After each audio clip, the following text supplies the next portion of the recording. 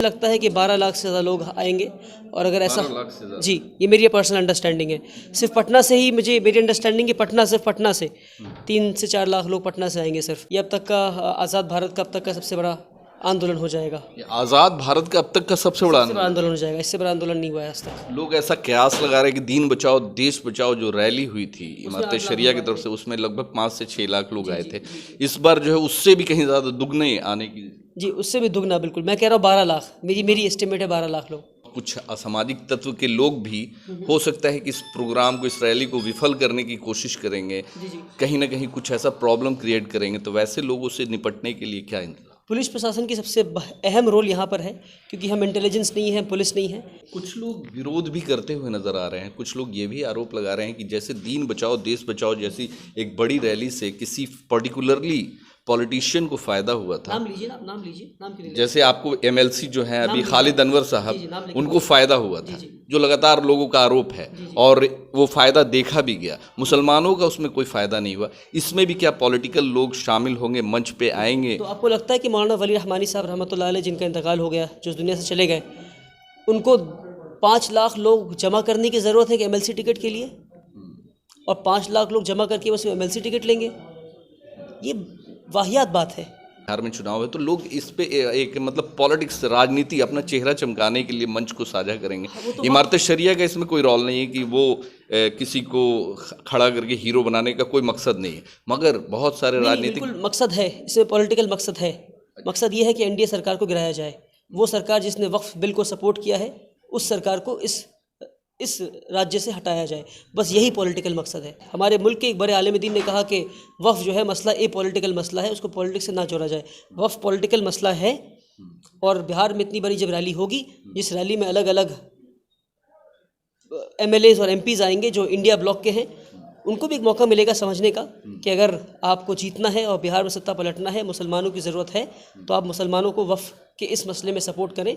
और एक अच्छा मौका है कि सारे हिंदू, मुस्लिम, सिख, ईसाई मिलकर एनडीए सरकार को इस राज्य से हटा सके। अल्लाह को राज़ी करने के लिए आया हूँ, और इस दुनिया में जो मेरे लीडर हैं वो फैसल रहमानी साहब हैं। कहने का मतलब है कि बंगाल के सिर्फ वली रहमानी को ही दीन से मतलब है, और बाकी जो ऐसा नहीं है। किसने कहा? मैं कहता 5,000 लोग से ज़्यादा लोग, मेरी एस्टिमेट है कि 5,000 लोग आ रहे हैं, है ना। तो 5,000 लोग, अगर एक स्टेट से 5,000 लोग ट्रेन पकड़ के आ रहे हैं, तो बहुत बड़ी बात है ये।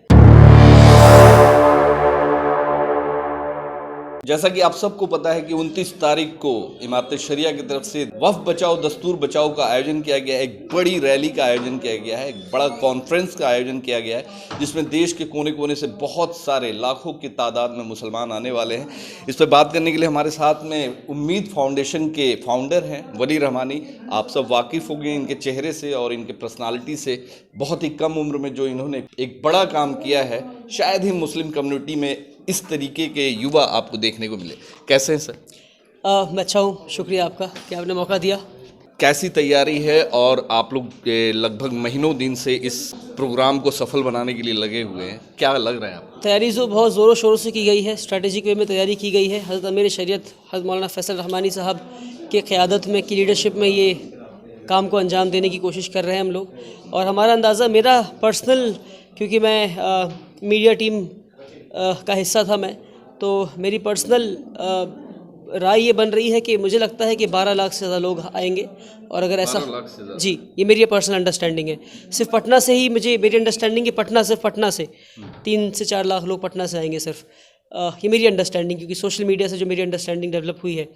और अगर ऐसा हो गया, देन दिस प्रोटेस्ट, जो ये प्रोटेस्ट है, ये अब तक का आज़ाद भारत का अब तक का सबसे बड़ा आंदोलन हो जाएगा। आज़ाद भारत का अब तक का सबसे बड़ा आंदोलन हो जाएगा। इससे बड़ा आंदोलन नहीं हुआ है आज तक। लोग ऐसा कयास लगा रहे हैं कि दीन बचाओ देश बचाओ जो रैली हुई थी इमारत शरिया की तरफ से, उसमें लगभग 5 से 6 लाख लोग आए थे। इस बार जो है उससे भी कहीं ज़्यादा दुगने आने की जी, उससे भी दुगना बिल्कुल। मैं कह रहा हूँ 12 लाख, मेरी एस्टिमेट है 12 लाख लोग। तो 12 लाख लोगों को किस तरीके से मैनेज करना है, क्या कैसे हो पाएगा? ये तो इमारत की टीम से, वो जो बेटर कैपेसिटी में होंगे, मैं बता सकता हूँ आपको। उसकी बहुत सारी तैयारियाँ हो गई हैं, मेडिकल टीम है, सारी चीज़ें हैं। अलग अलग ग्राउंड को अलग अलग ब्लॉक्स में बांटा गया ताकि भगदड़ ना हो सके। सारी चीज़ों को, सेफ्टी मेजर्स लिए गए हैं। पुलिस को सिक्योरिटी कम से कम आई थिंक 5,000 वॉलंटियर्स हैं सिर्फ पटना शहर से। तो कई सारी चीज़ें हैं जो तैयारियां जिनकी की गई हैं। और उसके बाद ही इतने लोगों को बुलाने की अंदाज़ा नहीं था कि इतने लोग आ जाएंगे, हम इतने लोग एक्सपेक्ट नहीं कर रहे थे। बट ये मेरा कयास है, अब मेरी अंडरस्टैंडिंग है आफ्टर सोशल मीडिया के रिस्पांस को देखने के बाद मैं ऐसा बता रहा हूँ, क्योंकि 1 लाख से ज़्यादा लोगों ने सिर्फ वीडियो बनाया है। मेरी वीडियो को सिर्फ वाहिद एक वीडियो जो मैं बनाया उसको 30 लाख लोगों ने देखा। फैसल रहमानी साहब की एक वीडियो है उसको 10 लाख लोगों ने देखा है। अभी हज़रत की वीडियो को 10 लाख लोगों ने देख लिया। इस तरह कई वीडियोस हमने देखा कि वीडियोस ही सिर्फ जो हमारे टोटल व्यूज़ वो 1.5 करोड़ वीडियोस के व्यूज़ हैं। तो सोशल मीडिया की अंडरस्टैंडिंग ये है कि सोशल मीडिया पर जो व्यूज़ होते हैं उसके ग्राउंड पे जो कन्वर्जन होता है 1% होता है। तो 1.5 करोड़ का 1% कितना है अगर आप देखिए तो वो तो सिर्फ वो तो आना ही है, वो तो व्यूज़ से वीडियोज़ के ज़रिए आना है। खास सवाल ये भी होगा कि असामाजिक तत्व के लोग भी हो सकता है कि इस प्रोग्राम को, इस रैली को विफल करने की कोशिश करेंगे, कहीं ना कहीं कुछ ऐसा प्रॉब्लम क्रिएट करेंगे, तो वैसे लोगों से निपटने के लिए क्या इंतजाम? पुलिस प्रशासन की सबसे अहम रोल यहाँ पर है, क्योंकि हम इंटेलिजेंस नहीं है, पुलिस नहीं है। हमारे हाथ में मैक्सिमम ये हो सकता है कि हम आम लोगों को हम जो है हम उनको सिक्योरिटी दे सके। प्रशासन पे यकीन है कि आप यकीन करना होगा और ताकि प्रशासन अपना काम अच्छे से करे। क्योंकि प्रशासन भी कहीं ना कहीं आपको भी पता है कि एनडीए गवर्नमेंट के अंडर में है और गवर्नमेंट के अंडर में है और गवर्नमेंट इसके लगातार जो है सपोर्ट में है, इस बिल के सपोर्ट में है। और लोगों को एक ये है कि हो सकता है कि सपोर्ट में है तो नहीं, इंशाल्लाह ऐसा कुछ नहीं होगा, क्योंकि जब जहाँ पर 5,000 से ज़्यादा वॉलंटियर्स हों, जहाँ पे इतनी प्लानिंग हो, मेडिकल फैसिलिटीज़ हो, सारी चीज़ों का प्लानिंग हो, ग्राउंड को इस तरह बांटा गया है कि 10 लाख 12 लाख लोग एक जगह नहीं होंगे, उनको भी 12-13 अलग अलग ब्लॉक्स में बांट दिया गया है। जब तक एक ब्लॉक फुल ना हो तब तक दूसरे ब्लॉक में लोगों को ना भेजा जाए, इस तरह की सारी तैयारियाँ की गई हैं। और क्योंकि हज़रत फैसल रहमानी साहब ख़ुद यूएस के बड़े कंपनीज़ और के सीईओ रह चुके हैं जो इस प्रोग्राम को लीड कर रहे हैं, जो 5,000 करोड़ के टर्नओवर्स की कंपनीज़ के सीईओ रह चुके हैं, इस लेवल के प्रोग्राम को लीड कर चुके हैं।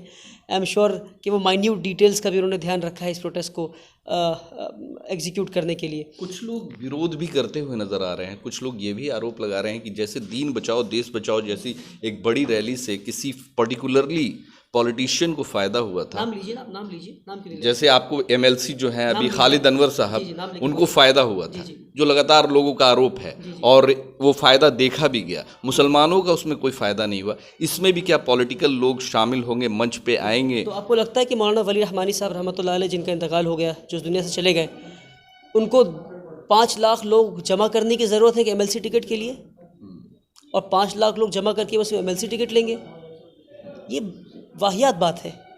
एमएलसी टिकट तो मिलना था, अगर किसी को मिलना था तो मिलना था। नहीं, लोगों का आरोप है कि हो सकता है कि पॉलिटिकल, अभी चुनाव है, बिहार में चुनाव है, तो लोग इस पे पॉलिटिक्स, राजनीति, अपना चेहरा चमकाने के लिए मंच को साझा करेंगे। इमारत शरिया का इसमें कोई रोल नहीं है कि वो किसी को खड़ा करके हीरो बनाने का कोई मकसद नहीं है, मगर बहुत सारे राजनीतिक मकसद है, इसमें पॉलिटिकल मकसद है। मकसद ये है कि एनडीए सरकार को गिराया जाए।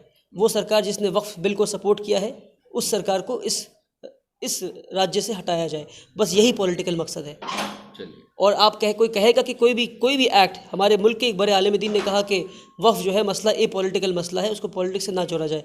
वक्फ पॉलिटिकल मसला है, और बिहार में इतनी बड़ी जब रैली होगी, जिस रैली में अलग अलग एमएलएज और एमपीज़ आएंगे जो इंडिया ब्लॉक के हैं, उनको भी एक मौका मिलेगा समझने का कि अगर आपको जीतना है और बिहार में सत्ता पलटना है, मुसलमानों की ज़रूरत है, तो आप मुसलमानों को वक्फ के इस मसले में सपोर्ट करें। और एक अच्छा मौका है कि सारे हिंदू, मुस्लिम, सिख, ईसाई मिलकर एनडीए सरकार को इस राज्य से हटा सके। अंतिम सवाल करेंगे कि आपके क्षेत्र से, आप जिस क्षेत्र बंगाल से, कितने लोग के आने की? नहीं, बंगाल से बहुत ज़्यादा लोगों के आने की तो मुझे इस तरह वो नहीं है। कम से कम अगर मेरे ख्याल से अगर 2-5 हज़ार लोग भी अगर आ जाएं तो बहुत बड़ी बात है, अगर एक स्टेट से उठकर लोग आ जाएं। बंगाल में मुसलमानों की आबादी है, मगर बिहार से ज़्यादा मुसलमान हैं, मगर ट्रेन लेकर यहाँ आना, इतना तकलीफ़ उठाकर आना, ये बहुत मुश्किल काम है। आप कैसे आए? मैं आ गया क्योंकि मैं हज़रत मौलाना फैसल रहमानी साहब का मैं फुट सोल्जर हूँ। उनका मैं दीन से एक लगाव है। नहीं, उनका सिपाही हूँ मैं।